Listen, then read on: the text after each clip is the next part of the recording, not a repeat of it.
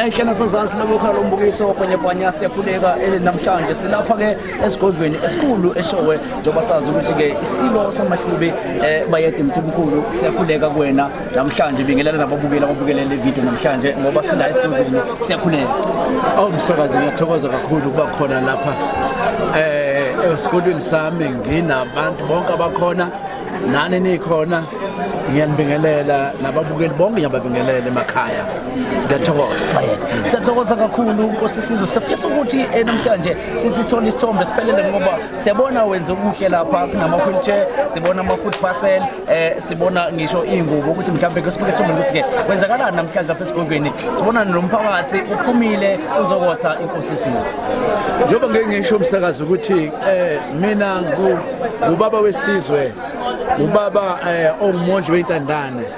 Isizwe njengoba sikhona nje ngithena namhlanje angibuyisa ama-elders ngizowanikeza ingubo, ngibuyise ulusha ngizoyinikeza ingubo zokugqoka, ingubo zokulala nginikeze ama-elderly, omkhulu ogogo bangaphezulu ka-200, bese kuzothi ama-wheelchair nginikeze more than 10 people, bese kuzothi namalukuzana ama-blowing abafana nokuthize nje engwenzile ngingasakubaleki ukudla ngoba ngifuna ukuthi umphakathi ukwazi ukuthi uphile ngoba indaba ezitha njengoba sikhuluma nje kunabantu abalala bengadlile emakhaya nabantu abangenako nje okumbatha njengoba kusebusika nje. Yingakho ngisukume kakhulu ukuthi ngesikhathi kusebusika angikhiphe ingubo lezi ezikahle nalezi ezibizayo, hayi ingoma eshipile nje. Ngisiza umphakathi wonke, hayi amaHlubi, hayi amaZulu, kodwa bonke abantu, amaHlubi, amaZulu, abeSotho nabanye namaXhosa kuhlangene ngiyabasiza indaba ezinhle. Sike sezwa lapha Nkosi Sizwe ngazi ukuthi kuzoba nendlela futhi ukulekela abantu ngamanzi njengoba amanzi ayinto enzima kakhulu nehlukumeza umphakathi. Wasizwile ngathi khona isixazululo esikhona lapha ezweni samaHlubi.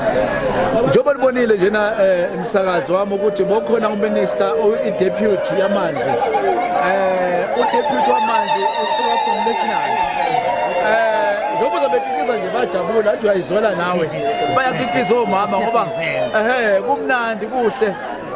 Amanzi njengamanje zokuqala ngwafake ey'ndaweni zabantu. Khulume nominister uyikhulumele yena nabantu, akusimina uyena ufikile ngambiza njengamanje bokuyimina enginenza abantu amanzi, kodwa manje sokuzongena emzini ngemizi sibone ukuthi ngabasiza kanjani ngoba ngaphandle kwamanzi asikwazi ukuthi umphakathi uphile kahle. Without water it's a problem. So amanzi ayadingala, izona siqalo sempilo leso. So kube umthwalo wami ke lo ukuthi ngilanda unational deputy minister eze la sizoxazulula inkinga yamanzi. So leyo njengesizwe samaHlubi hayi sixazulule. Sike sabona lapha Nkosi Sizwe, sabona amazwe angaphesheya ezokuhlonipha ngeflegi. Yayisho ukuthini lento kokwavela futhi nemibiko yokuthi uqokiwe njengenkosi noma isilo esikwazi ukusilekelela umphakathi futhi esilekelela nangokuthi ke silekelele ngokuthula nasamazweni onke akhona ngaphansi komthunzi wempelana. Msakazi ngikusho lokho ngaphandle kunanaza ngoba umsebenzi wami ngiyenzile mkhulu kakhulu kusukela eAfrika kwehle kuze la eSouth Africa. Laba bamazwe ahlangeneyo shibe bengilandela mangisebenza, imisebenzi yami bebeyibona njengoba bengihambisa ingane zofunda ngiphinde ngibase koBelarus bofundela agriculture. Konke lokhu bakubonile ngwenza, abanye ngabase China, abanye ngabasa eIsrael. Manje lokho kwawusiza abantu base South Africa nabanye base Africa basizile, agcinanga nje South Africa kuphela, nala awakunodlame khona kule minyaka ephambili ngayaxazulula ukuthi abantu bangabi nalento okuthiwa yizaniphobia, abangalwi nabantu bokuhamba, bathi sebethuthana sokubi ngangenelela ngaxazulula lapho. Lokuxazwa kwami ngisho ummeli wama human rights waze wabhala incwadi ebonga leyo ncwadi wayifaka I'm sure ukuglisha ngami lapho uyayithola nase-America bangibonga angigcinanga-ke lapho ngoba kuthe sokukhona olunye futhi udlame lolukhona phakathi kwePalestine no-Israel ngangena futhi lapho ngizama ukuxazulula between Israel and Palestine.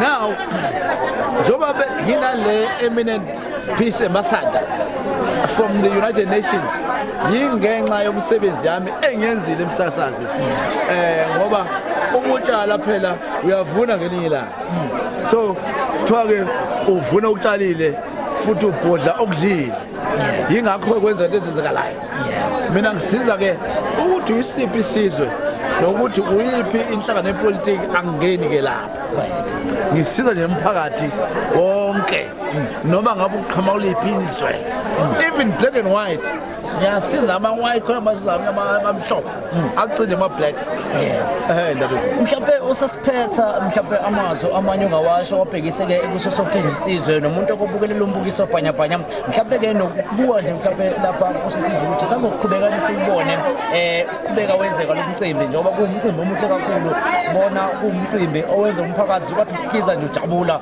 okusho ukuthi abantu bajabulile ngenkosi yabo.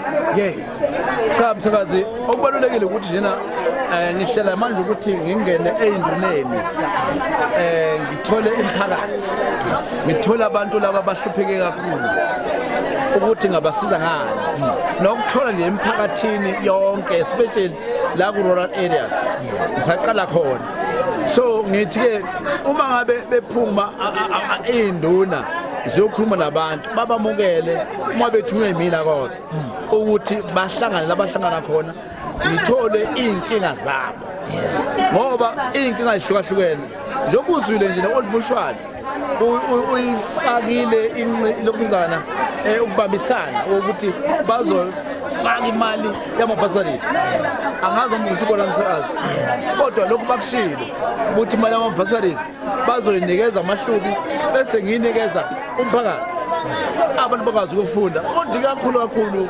inkinga enginayo ilabantu abasweleyo abalali bengadlanga nabantu abangazi ingane abazifundisa kanjani nabantu abangenawo amakhono emsebenzi nazi into engibhekene nazo ukuthi mase ngixazulele izinto lezo least abantu bengaphila ngoba amakhono emsebenzi ayafundeka so njengoba nje kwavalwa ama-vocational kwalimale kakhulu lapho ngoba ama-vocational ayesiza manje ngizocela uhulumeni naye ukuthi siwavule abantu bafunde ngezolimo kuqhutshekele kuye phambili ngoba ngaphandle kokutshala nokulima ngeke siphile impilo yabantu yonke ila emhlabeni ila enhlabathini njengoba nje siphila msakazi konke sinakho kuvela la emhlabathini kodwa kufanele ukuthi bafundiswe ukusebenza umhlabathi yilokho nje ngishoyo nginayo iminyango ezokwenza lokho siyathokoza kakhulu